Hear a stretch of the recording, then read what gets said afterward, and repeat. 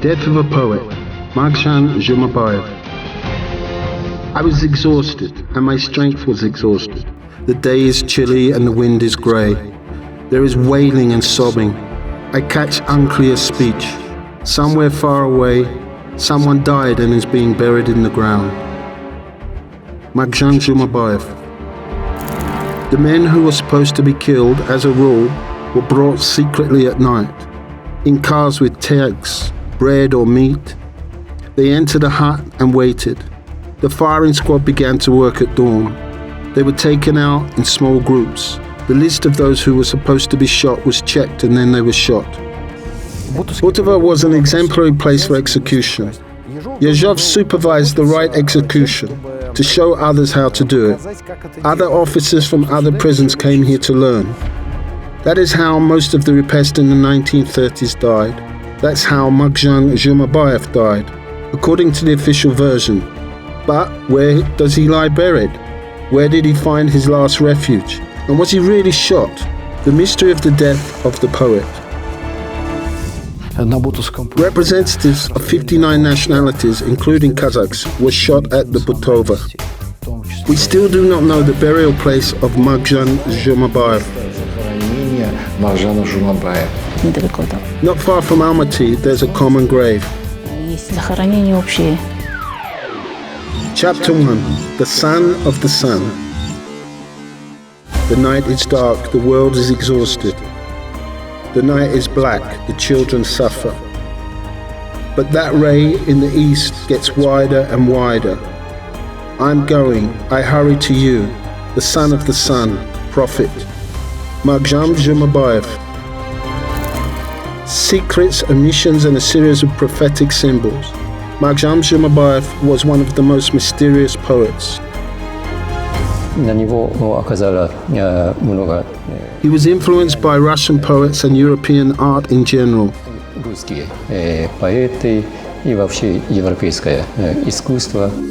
And European art at that time has experienced a surge in new trends. Decadence, symbolism, the poetics of doom. Or is it just a premonition of a future catastrophe? The passion for symbolism, how did it begin for Magzhan? Maybe he from a meeting with Konstantin Balmont. In 1915, the poet arrived in Omsk to give lectures. And at this time, Sakhan Sefulin and Magzhan Zhumabayev studied at the teacher's seminary. The young student, emotional, perceptive, he really plunges into this Omsk student life.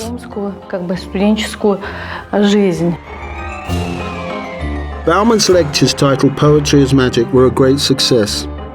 At the time, he was a well-known symbolist poet who has already served time in Butovo prison, a popular figure among students. Magzhan could not miss his lectures, and to hear, for example, the following poem. Death, lean over me.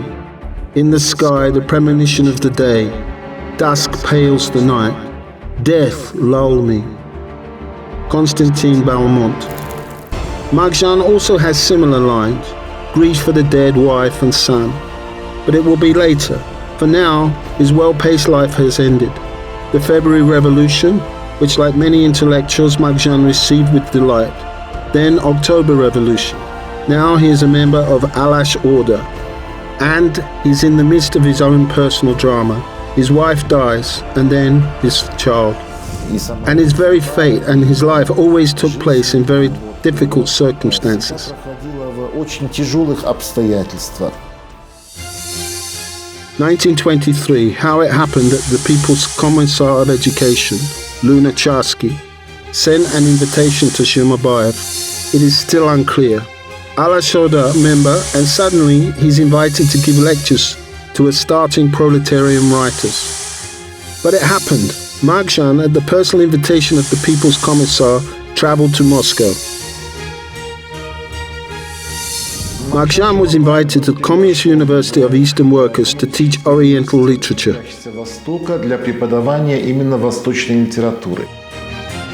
But Magzhan himself studies at the same time in the institute headed by Balmont's longtime friend, the theorist of symbolism, Brusov. He liked the idea of cultivating, as they said, the proletarian writers.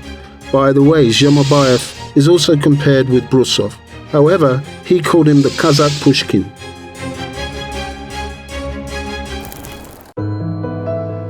Magzhan captivated Brusov with his high poetic talent. It is by nature, plus a deep knowledge of mathematics, music and fine art. He said so. From Zulika Zhumabayev's letter. Their communication was short. Brusov died in October 1924. A month later, at the university where Magzhan taught, they convened a meeting to discuss Zhumabayev's poems, at which the quote, "attention must be paid to the ideology depravity in his work." But in 1924, they did not shoot for such accusations. He did not even lose his job.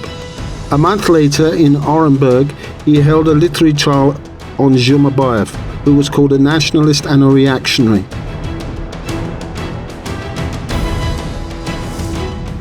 And by the way, prominent people of that time participated in it. Sabit Mukhanov, Saken Sifulin and others. His published poems were withdrawn and were not allowed to be published again. All this seemed to be a planned action ordered from above.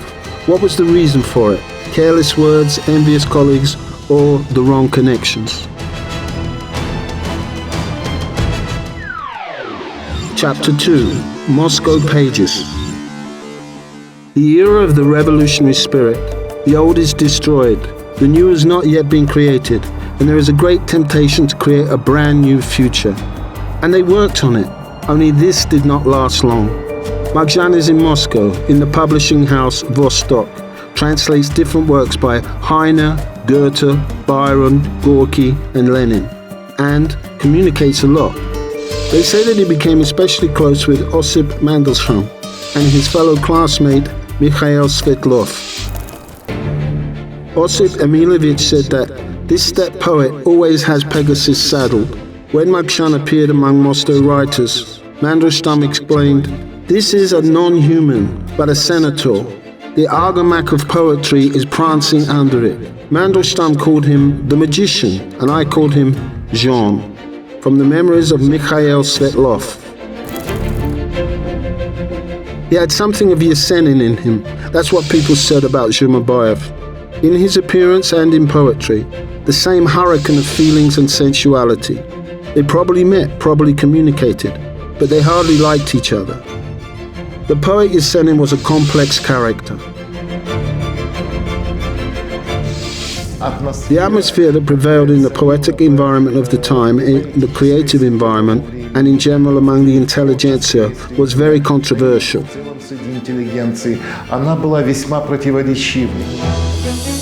Meeting places of Moscow writers, now not preserved, Cafe Stall of Pegasus, and the club of the All-Russian Union of Poets, aka Domino. On the second floor, a hospital for the mentally ill, and, gathering at a cafe, they said, "Let's go to a madhouse."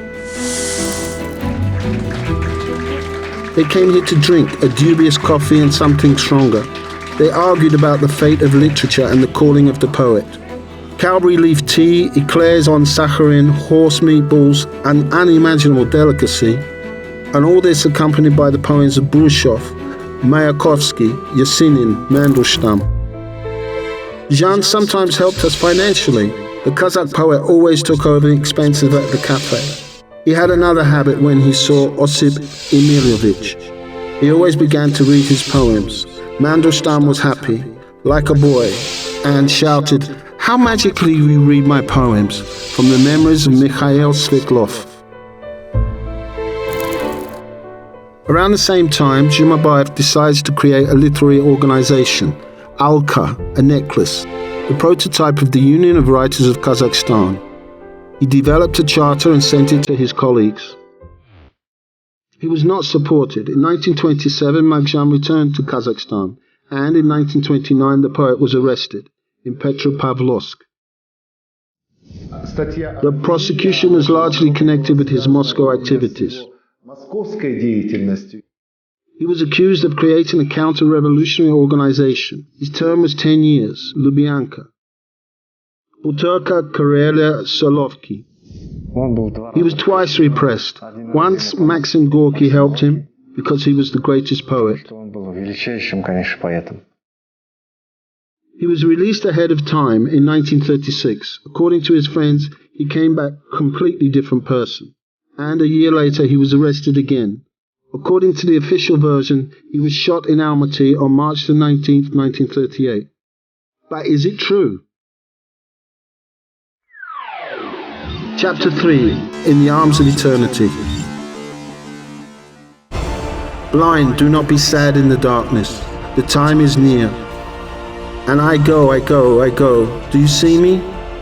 From the Huns, the originating prophet, Magzhan Zhumabayev. Relatives, as a rule, were not immediately informed of death, and for a long time many of them brought different things to him in prison, and the guards took them, but there was no one to pass it on to. Sometimes it was the opposite. They said that the person was no longer alive, and he was still serving a sentence in the camp, or simply issued a certificate of death, but did not indicate the place of burial, and people did know that this man was shot and not lost in the Magzhan region. А что был он расстрелян. This story became known in the late 1990s. Allegedly, Magzhan was not shot. He died later in a camp near Magzhan. If he served there, there should be some paperwork in the National Security Committee. We work closely with the archivist and the organization that stores the documents of those who were served in the Magzhan prison and camp, and they discovered that there were 5 people with the last name Zhumabayev, but there was no Magzhan among them. Оказалось 5 человек, но среди них, сразу скажу, Магзhana не было. There is another version. Magzhan died in Petropavlovsk, in prison. He was just beaten to death. They were beating hard, so to speak, to the exhaustion of the one who beat him and the exhaustion of the one who was being beaten.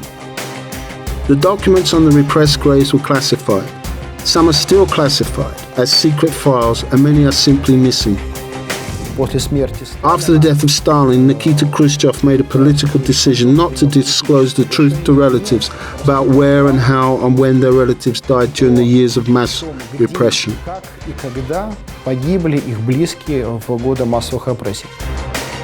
In the case of Magzhan, if his friends from the capital were mentioned in the case, he could be sent back to Moscow, the researchers said, and maybe he was shot there. The prison guard came close and shot the prisoner in the back of the head, and the body of a man was already falling into the huge mass grave. How many people died at the Butovo camp? Nobody will ever know. Only 20,000 names are known. Magzhan Zhumabayev is not on this list.